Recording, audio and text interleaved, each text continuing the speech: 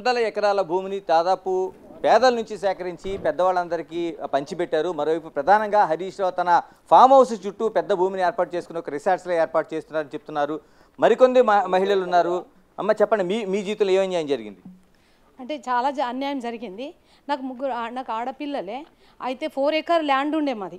4 ఎకర్లా నేను వేరే వాళ్ళకి అంటే రియల్ చెప్తాను, ఏది ఉన్నది అదే చెప్తాను. 2 ఎకర్ ఊరికి నేను ఓన్లీ రైన్ రిజిస్ట్రేషన్ చేశాను. 4 ఎకర్లా 2 ఎకర్ ల్యాండ్ పోయిందని చెప్పారు వాళ్ళు. 2 ఎకర్ పోతే మరి రైన్ రిజిస్ట్రేషన్ చేసిన వాళ్ళకి డబ్బులు 15 లక్షలు 13 లక్షలు వచ్చేసాయి. అండ్ మాదేమో కేసు ఉందనేసి నాకు అసలు ధర్నీ రాలేదు, నా ల్యాండ్ ఎక్కడున్నది తెలియదు. కానీ థర్డ్ పర్సన్కి పైసలు పోయినాయి, ఆయన పేరు మీద రిజిస్ట్రేషన్ అవుతుందా సార్? మాకు ఇంతవరకు ₹1 కూడా రాలేదు. ల్యాండ్ ఎక్కడున్నది తెలియదు. నాకు ఆడపిల్లలు, మరి నేనైతే 15 సంవత్సరాల నుంచే తిరుగుతున్నాను, నాకు ₹1 రాలేదు. నేను అసలు తిరిగి మళ్ళీ మండల ఆఫీస్ పోయి మొన్న సీరియస్గా అన్నాను. ఎవరి దగ్గర పోయి ఒక లిస్టు చెప్తే నేను అందరి దగ్గర పోతా, ఒక 10 మంది దగ్గరికి, వీళ్ళ దగ్గర తర్వాత వీళ్ళ దగ్గర ఇట్లా అందరి దగ్గర తిరుగుతా. మరి చెప్పండి, మీ మండల ఆఫీస్ కూడా నేను 5 years నుంచే తిరుగుతున్నా, నాకు న్యాయం జరగలేదు అని మొన్ననే సీరియస్ అని అన్న.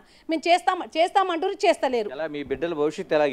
ఇప్పుడు ఎలా అంటే పాప పెళ్లి చేయాలి, అందరికీ తెలుసు, చంద్రాపూర్ విలేజ్. మా పిల్లలు పెళ్లిలోకి వచ్చారు. కానీ ఇప్పుడు ఆ ల్యాండ్ వస్తేనే నేను పాప పెళ్లి చేయాలి సార్.